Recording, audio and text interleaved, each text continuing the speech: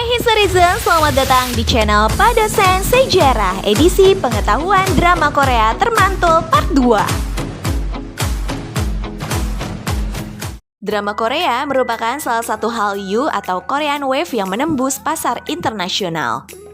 Namun, bagaimana awal mula drama Korea ke kancah internasional? Masyarakat Korea harus menghadapi konflik, kediktatoran, dan kemiskinan. Perang Korea 1950 sampai 1953 menjadikan Korea terpecah di utara dan selatan. Untuk membangun kembali Korea Selatan, diktator Park Chung-hee mengarahkan fokus pada industrialisasi dan meninggalkan potensi budaya Korea. 1 tahun setelah pembunuhannya pada 1979, Korea Selatan mulai fokus pada ekspor budaya.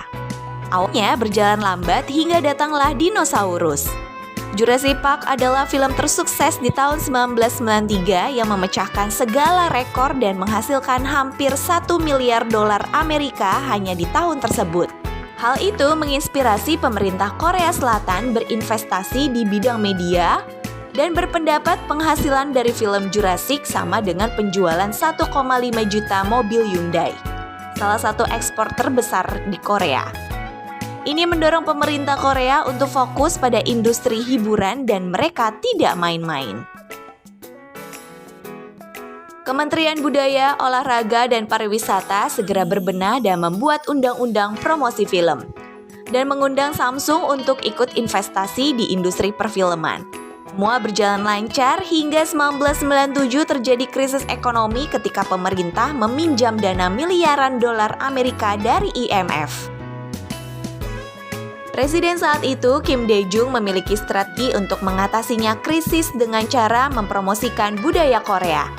Dia bilang kita harus mencurahkan energi kita ke dalam budaya Korea yang mengglobal, pariwisata, industri konvensi, industri visual, dan komoditas budaya merupakan harta karun tak terbatas yang sudah menunggu untuk dioptimalkan.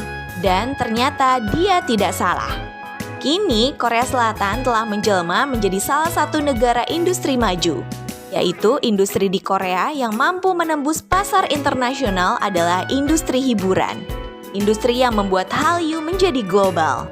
Menurut Park So-young dalam artikel Transnational Adoption Hallyu and the Politics of Korean Popular Culture, terbitan University of Hawaii Press tahun 2016 menyebutkan bahwa istilah Korean Wave muncul pertengahan pada tahun 1999 oleh pers di Cina yang terkejut dengan adanya gelombang kepopuleran produk budaya dari Korea Selatan, terutama serial melodrama Korea di kalangan muda di Cina.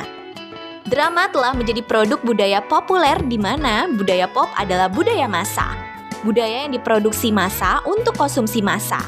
Menurut Bae An Song dan kawan-kawan dalam penelitian berjudul The Effect of Hallyu on Tourism in Korea, sepanjang 2018 Korea Selatan tercatat menguasai 2,7% pasar media dan hiburan global. Menempati posisi ke-8, tepat di bawah Brazil. Hal ini tak lepas dari dukungan pemerintah terhadap industri media dan hiburan dengan beragam kebijakan dan membangun Badan Konten Kreatif Korea atau KOCCA. Ketertarikan drama Korea kemudian dikemas dengan tema Hallyu Tourism, merupakan pariwisata yang berkaitan erat dengan konten-konten Hallyu. Misalnya, kunjungan 4 tempat yang dijadikan lokasi syuting drama di Korea seperti Winter Sonata yang sukses mendatangkan turis-turis dari Jepang ke Nami Island. Selain itu juga terdapat kota Taebak dan Samtan Art Mine dalam film Descendant of the Sun, and Seoul Tower dalam City Hunter, Pulau Jeju dalam Princess Hour dan Secret Garden, Apa Planet 63, akuarium terbesar di Korea Selatan, dan Pucheon Art Valley dalam The Legend of the Blue Sea, Jumunjin Breakwater dalam Goblin, dan lain-lain. Selain lokasi wisata di Korea, ada beberapa faktor yang membuat drama Korea digemari. Pertama, alur cerita. K-drama dikenal memiliki plot yang bagus dengan adegan-adegan yang akan membuat Anda penasaran atas apa yang terjadi selanjutnya dan menghindari alur cerita yang dapat diprediksi. Kedua, original soundtrack. Drakor selalu memiliki soundtrack film yang ikonik, di mana penonton dapat mengenali sebuah lagu dengan drama tersebut tertentu atau sebaliknya. Seringkali beberapa bintang pop Korea yang bermain dalam K-drama juga menyanyikan lagu soundtrack. Misalnya, 3 member EXO yaitu Chen, Baekhyun, dan Xiumin di drakor Moon Lover Scarlet Heryo, di mana Baekhyun salah satu pemerannya, dan Cha Eun-woo di drama Korea True Beauty.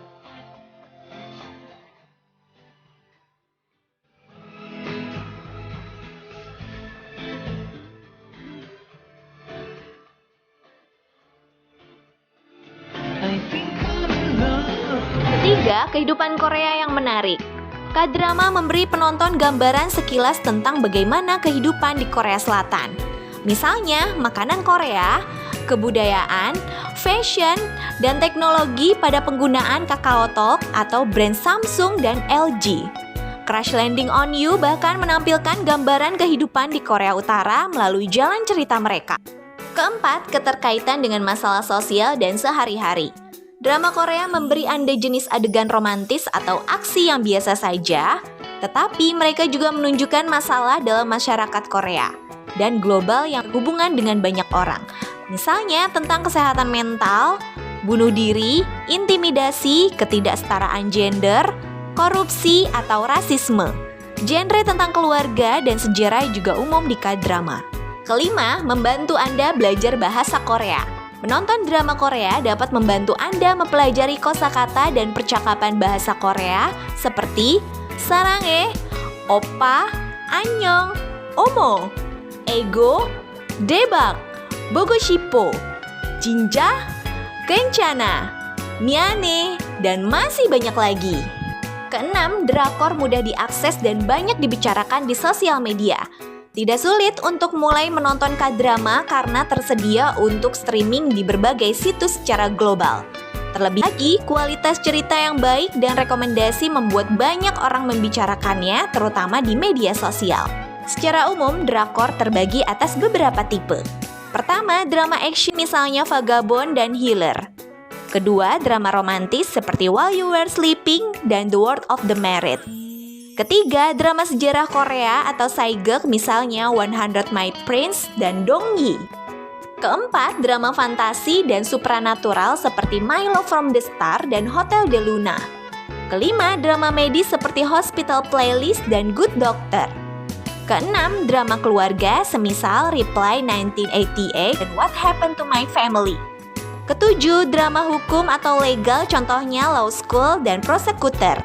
Kedelapan, drama coming of age yaitu drama film yang menampilkan karakter utama atau umumnya remaja yang mengalami masalah kehidupan sehari-hari misalnya The Hears dan Dream High. Kesembilan, web drama misalnya Love Playlist dan A Teen. Kesepuluh, melodrama seperti Atom in My Heart dan Winter Sonata. Kesebelas, drama thriller semisal The Risk Kingdom dan ekstrakurikuler. Di Indonesia, Hallyu dimulai sekitar tahun 2002, yakni saat televisi lokal menayangkan Winter Sonata dan Endless Love. Hal ini tidak terlepas dari harga drama televisi dari Korea Selatan yang cenderung lebih murah dari drama produksi asal Jepang, Hong Kong, atau Taiwan yang kala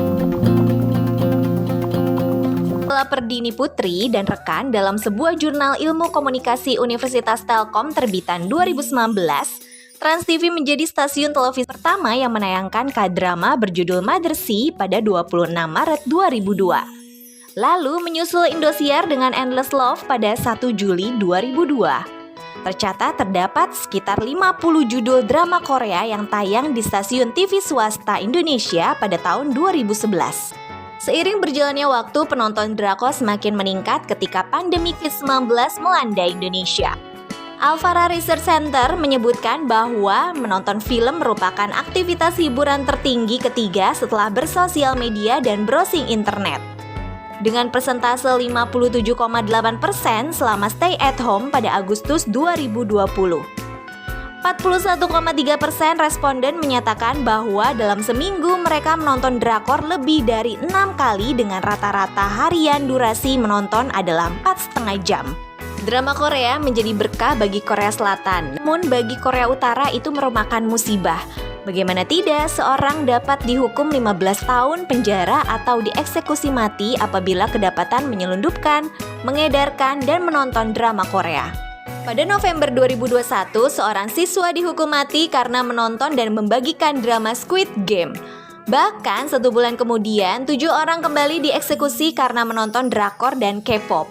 Bagi Korea Utara, Korean Wave dianggap sebagai kanker ganas yang dapat merusak pikiran orang Korea Utara. Terkadang, drakor di Korea Selatan juga mengundang kontroversi. Contohnya adalah Joseon Exorcist yang ceritanya menyimpang dari fakta sejarah dan menggunakan properti berciri khas Tiongkok sehingga penayangannya dibatalkan.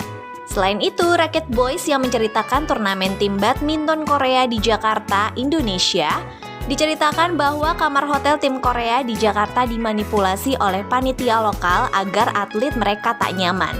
Kemudian dikisahkan bagaimana kebiasaan supporter Indonesia dalam merusak mental atlet asal negara lain. Drama Korea yang juga kontroversial adalah Mr. Sunshine, Crash Landing on You, Mr. Queen, Snowdrop, dan lain-lain.